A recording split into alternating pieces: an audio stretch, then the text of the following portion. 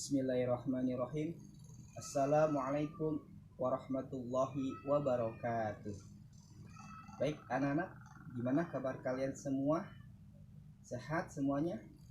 Alhamdulillah khair. Baik anak-anak soleh dan soleha, mari kita melanjuti pembelajaran hari ini ya. Kita masuk aspek peradaban Islam. Baik, di sini Bapak akan menjelaskan tentang perkembangan Islam di Indonesia. Perkembangan Islam di Indonesia dengan adanya keimanan yang ada di dalam hati kita kepada Allah Subhanahu wa taala pada diri umat Islam yang sudah ada sejak abad ke-7 Masehi. Bangsa Indonesia sudah mengenal adanya sistem kenegaraan seperti adanya kerajaan Majapahit, kerajaan Mataram, dan kerajaan yang lain-lain yang ada di Pulau Jawa, Sumatera, Kalimantan, Sulawesi, dan Maluku. Menjadi modal untuk menghadapi musuh-musuh baik yang berasal dari dalam maupun berasal dari luar. Baik anak-anak, coba kalian lihat, perhatikan slide berikutnya. Di sini ada beberapa ya yang kita akan bahas insyaallah hari ini. Perkembangan Islam di sini juga ada beberapa wilayah seperti tadi ada di wilayah Sumatera, wilayah Jawa, wilayah Sulawesi, wilayah Kalimantan, dan wilayah Maluku. Langsung saja anak-anak kita lihat satu persatu ya setiap perwilayahan ya, perkembangan Islam di Indonesia. Yang pertama di sini ada perkembangan Islam di Indonesia. Yang pertama di sini ada Sumatera dan sekitarnya ya. Jadi ada apa nak? Sumatera dan sekitarnya. Masuknya Islam ke Indonesia yang pertama kalinya di Sumatera Utara nampaknya sudah dianggap tepat dengan adanya bukti dijadikan Selat Malaka sebagai tempat transit dan lalu lintas bagi para saudagar India yang akan menuju ke Cina. Dengan arena para saudagar Arab, Persia pertama melakukan kegiatan perdagangan di bandar-bandar yang terletak di daerah pesisir utara. Setelah pengikutnya banyak, raja-raja kecil pun memeluk Islam. Masya Allah ya, raja-raja saja juga sampai memeluk agama Islam. Pengikut raja-raja tersebut masuk Islam juga, Masya Allah. Pengikutnya, rakyatnya juga sama ya, Alhamdulillah memeluk agama Islam. Kuatnya persatuan dan kesatuan ini mendorong berdirinya kerajaan Islam yang pertama kalinya di Indonesia, yaitu pada tahun 1261 Masehi.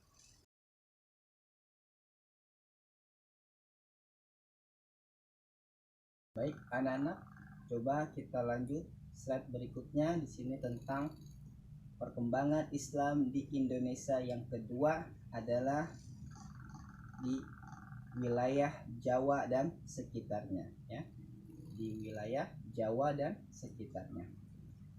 Islam masuk di tanah Jawa berkat adanya rombongan ulama yang dipimpin oleh Syekh Maulana Malik Ibrahim atau yang kita kenal sebagai Syekh Maulana Maghribi. Pada saat mereka masuk di tanah Jawa ini masih kuat dan banyaknya para pengikut agama Buddha dan Hindu. Sebagai karakteristik Islam yang berupa anti kekerasan, yang ditempuh para rombongan ulama ini dalam menjalankan dakwahnya dengan kesopanan dan kesantunan sesuai saat masyarakat setempat. Kita kenal sebagai Wali Songo atau 9 wali, memasukkan ajaran Islam sedikit demi sedikit agar masyarakat Jawa yang kuat dalam memeluk agama Hindu dan Buddha ini tidak merasa aneh, kaget, dan tersinggung atas agamanya yang akan disaingi bahkan digantikan dengan agama Islam. Inilah wali Songo yang kita kenal sebagai 9 wali. Yang pertama di sini Raden Rahmat atau yang dikenal sebagai Sunan Ampel. Makamnya ada di Jawa Timur ya. Mungkin kalau anak-anak pernah ya atau kalian kampungnya ada di daerah Jawa Timur, mungkin kalian sudah mengenal ya Sunan Ampel atau kita kenal sebagai Raden Rahmat.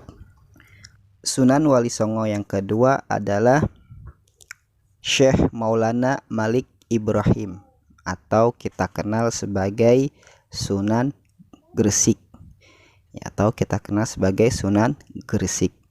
Makamnya ada di daerah Gresik, Jawa Timur ya. Ini Syekh Syarifuddin atau kita kenal sebagai Sunan Derajat ya, Sunan Derajat. Makamnya di Sedayu, Gresik, Jawa Timur. Mungkin anak-anak yang rumahnya di daerah Jawa Timur sudah mengenal ya, sudah mengetahui Sunan Derajat. Selanjutnya Wali Songo yang keempat adalah Syekh Maulana Ainul Yakin, yang mana kita kenal sebagai Sunan Giri ya, Sunan Giri. Makamnya ada di Bukit Giri, Gresik, Jawa Timur. Yang kelima dari Wali Songo adalah Raden Makhdum Ibrahim atau kita kenal sebagai Sunan Bonang. Makamnya ada di Tuban, Jawa Timur ya. Jadi kalau kalian punya rumah atau pulang kampung kalian ada di Jawa Timur, mungkin kalian sudah mengenal ya, mengetahui posisi makam Sunan Bonang. Selanjutnya Wali Songo yang keenam adalah Syekh Ja'far Shadiq atau kita kenal sebagai Sunan Kudus ya, sebagai Sunan Kudus.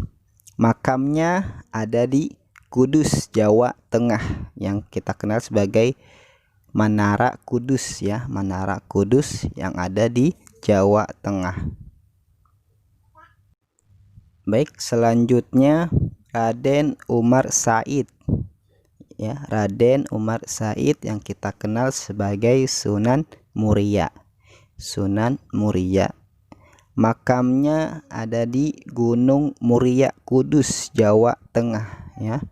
Makamnya ada di Gunung Muria, Kudus, Jawa Tengah. Selanjutnya Wali Songo yang ke-8 adalah Raden Syahid atau kita kenal sebagai Sunan Kalijaga, Sunan Kalijaga. Makamnya ada di Kadilangu, Demak, Jawa Tengah ya, ada di Demak, Jawa Tengah. Baik anak-anak, selanjutnya yang terakhir dari Wali Songo adalah Syekh Syarif Hidayatullah, yang mana kita kenal sebagai Sunan Gunung Jati ya, sebagai Sunan Gunung Jati. Makamnya ada di Cirebon, Jawa Barat ya, di Cirebon, Jawa Barat. Mungkin kalau kalian punya kampung dari 9 wali ini, mungkin kamu mungkin sudah tahu ya, sudah mengenal posisi tempat makam para wali songo atau kita kenal sebagai 9 wali. Wali songo dalam menyebarkan Islam semakin gigih dan menjadikan kota Demak sebagai pusat kegiatan mereka. Dengan dukungan penuh dari Wali Songo, terutama Sunan Ampel, Raden Fatah, ditugasi untuk mengajarkan agama Islam dan mendirikan pondok pesantren di Gelagah Wangi. Adanya pengajaran agama Islam dan pondok pesantren ini, daerah Demak semakin ramai dengan datangnya para penuntut ilmu dari sebagai daerah lainnya. Tidak hanya sebagai pusat pengembangan ilmu agama, daerah Demak juga dijadikan pusat sebagai perdagangan.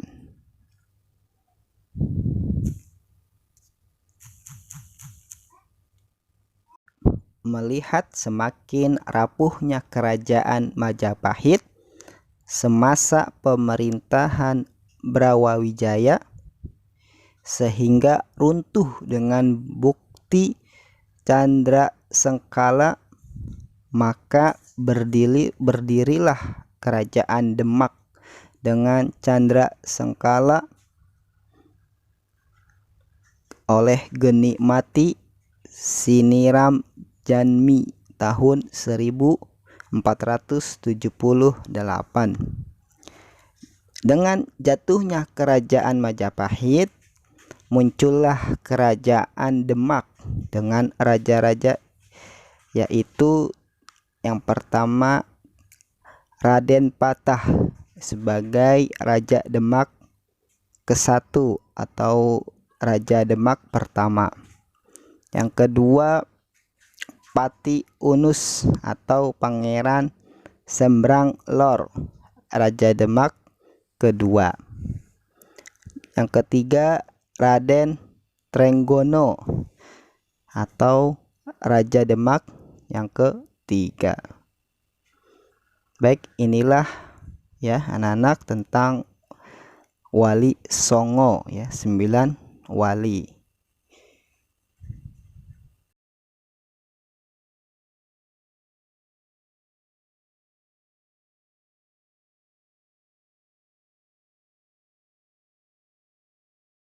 Baik, anak-anak, kita lanjut. Slide berikutnya, perkembangan Islam di Indonesia yang ketiga adalah di wilayah Sulawesi dan sekitarnya, ya, di wilayah Sulawesi dan sekitarnya. Sulawesi termasuk wilayah yang peradabannya sudah dianggap maju, ya.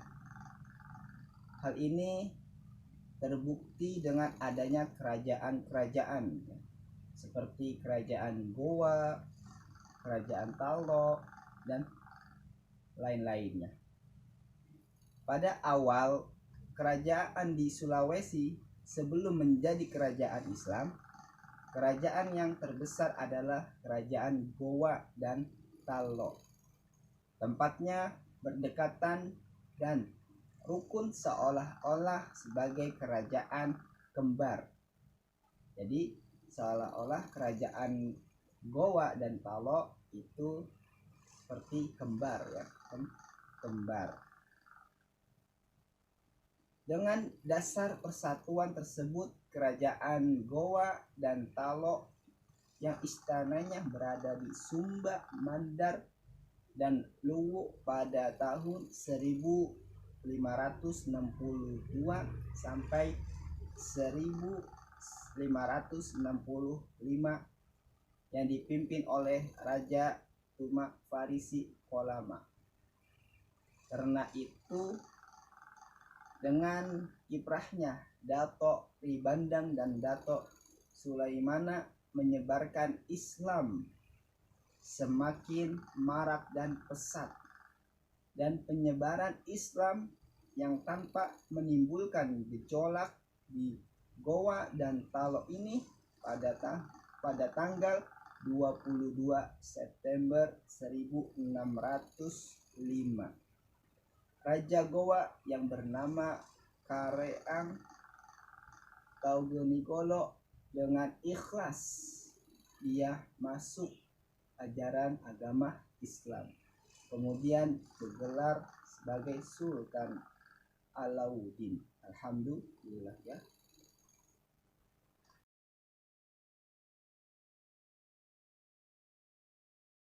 Baik anak-anak, selanjutnya perkembangan Islam di Indonesia yang keempat adalah wilayah Kalimantan dan sekitarnya ya. Wilayah Kalimantan dan sekitarnya. Coba kita lihat di sini ada wilayah Kalimantan merupakan pulau yang berdekatan dengan Sumatera dan Jawa. Sebelum Islam masuk di Kalimantan, masyarakatnya berkepercayaan seperti di Jawa, yaitu agamanya Hindu ya, sama seperti agamanya Hindu. Hal ini dapat dibuktikan dengan adanya kerajaan-kerajaan Hindu yang ada di Kalimantan Selatan. Tempatnya ada di Diva atau Daha dan Kahuripan. Daha pada saat itu diperintahkan oleh Raja Sukarama. Sepeninggalan kerajaan Daha diperintahkan oleh Pangeran Tumenggung. Dari sinilah muncul suatu kemulut dalam keluarga karena yang sebenarnya menggantikan tahta kerajaan adalah Pangeran Samudera atau cucu Raja Sukarama. Kemudian dengan tekad ya anak-anak, dengan tekad bahwa Pangeran Samudera yang tetap berhak pada tahta kerajaan yang ditinggalkan oleh kakeknya, maka ia meminta bantuan kepada kerajaan Demak yaitu Sultan Trenggono untuk menjatuhkan kerajaan Daha yang dipimpin oleh Pangeran Tumenggung ya. Tumenggung. Dalam pertempuran tersebut akhirnya Pangeran Tumenggung dapat dikalahkan berkat bantuan pasukan Demak. Dengan kemenangan tersebut, Pangeran Samudera beserta rakyatnya menyatakan masuk agama Islam. Alhamdulillah ya. Mereka semuanya masuk memeluk agama Islam. Alhamdulillah. Dengan gelar apa? Dengan gelar Sultan Suryamullah. Sultan Suryamullah. Islam di Kalimantan tidak hanya di Kalimantan Selatan saja ya anak-anak, tetapi ada juga Islam di Kalimantan Timur ya, berkat datangnya dua ulama, yaitu ulama Datu Ribandang dan Tuan Tunggang Parangan Raja Kutai ya. Akhirnya mereka juga masuk Islam ya. Mereka juga masuk Islam karena kalah dalam adu kesaktian dengan Tuan Tunggang Parangan.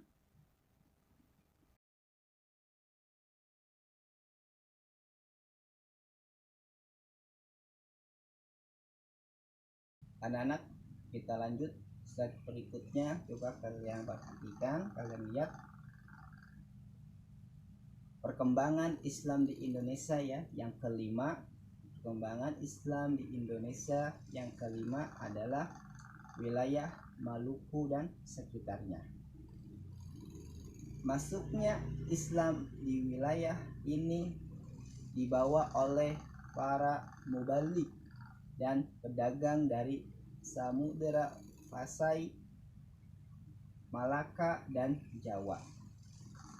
Di Maluku ini tempatnya ada kaderisasi bagi yang sudah beragama Islam. Mereka sukarela menuntut ilmu agama Islam di berbagai pesantren-pesantren di daerah Jawa Timur. Sekembalinya dari pesantren, mereka melakukan penyebaran agama Islam di daerah masing-masing, ya. Menyebarkan ilmunya di daerah masing-masing. Raja-raja pun sudah banyak yang memeluk Islam, ya, sehingga tidak perlu adanya peperangan yang cukup berarti. Alhamdulillah, ya. Berarti raja-raja semuanya juga sudah memeluk agama Islam. Alhamdulillah.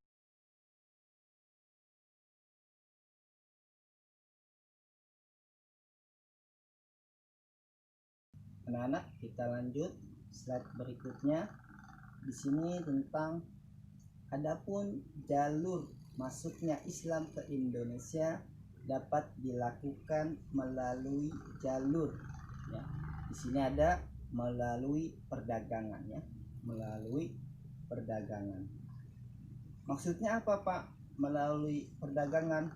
Maksudnya adalah Islam disebarkan di seluruh Nusantara melalui jalur perdagangan yang dibawa oleh para saudagar Muslim dari Arab, Persia, dan Gujarat.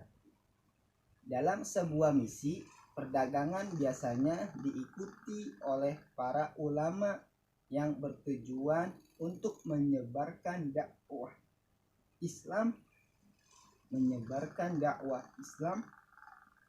Keberadaan ulama tersebut sangatlah penting, ya. Jadi sangatlah penting para ulama itu mengikuti, ya, para saudagar karena untuk mendakwah, ya, untuk berdakwah agama Islam. Karena selain berdakwah, mereka bertugas membina mental rombongan pedagang. Yang kedua adalah melalui perkawinan. Apa anak-anak yang dimaksud dengan melalui perkawinan? Di sini maksudnya adalah para saudagar Muslim yang menetap di Nusantara menikahi dengan warga pribumi dan berketurunan sehingga mempercepat perkembangan Islam. Jadi mereka menikahi seorang wanita atau perempuan warga pribumi agar kenapa? Agar mempercepat, ya, perkembangan Islam di Indonesia. Sebagai besar keturunan yang lahir mengikuti keyakinan bapaknya seorang Muslim. Selanjutnya, yang ketiga adalah melalui pendidikan, ya, melalui pendidikan. Maksudnya adalah Islam yang dilakukan melalui lembaga pendidikan, terutama pondok pesantren, ya, terutama pondok pesantren dilakukan oleh para kiai ulama dalam mencetak kader, ya, mencetak kader dai yang handal dalam menyebarkan Islam di Indonesia. Selain itu, kader-kader santri tersebut kemudian mampu mendirikan pesantren di tempat asal mereka tinggal. Selanjutnya, yang keempat, melalui tasawuf. Maksudnya apa, Pak? Melalui tasawuf. Di sini adalah pengajaran tasawuf yang dilakukan oleh para dai dan sufi dapat menarik simpati masyarakat sehingga dapat mempercepat perkembangan Islam di Indonesia. Pendekatan dakwah para sufi cenderung moderat sehingga dapat mudah diterima oleh orang-orang yang baru mengenal Islam. Selanjutnya melalui kesenian. Melalui apa? Kesenian. Pendekatan atau surprise yang dilakukan para wali dalam mengislamkan masyarakat sering menggunakan kesenian sebagai media dakwah ya, sebagai media dakwah. Kesenian yang digunakan sarana dakwah disesuaikan dengan budaya setempat. Dengan demikian, secara perlahan ajaran Islam mempengaruhi budaya dan mengubah keyakinan dan perilaku masyarakat. Selanjutnya yang terakhir melalui politik ya, melalui politik. Maksudnya apa, Pak? Di sini adalah setelah masuk Islam, para adipati dan raja banyak menempatkan para ulama sebagai penasihat dan hakim sehingga dapat mempercepat penyebaran Islam. Para ulama tersebut banyak memberikan nasihat yang sangat mempengaruhi kebijakan raja. Baik, inilah tentang jalur masuknya Islam ke Indonesia, dapat melalui beberapa jalur yang tadi Bapak terangkan.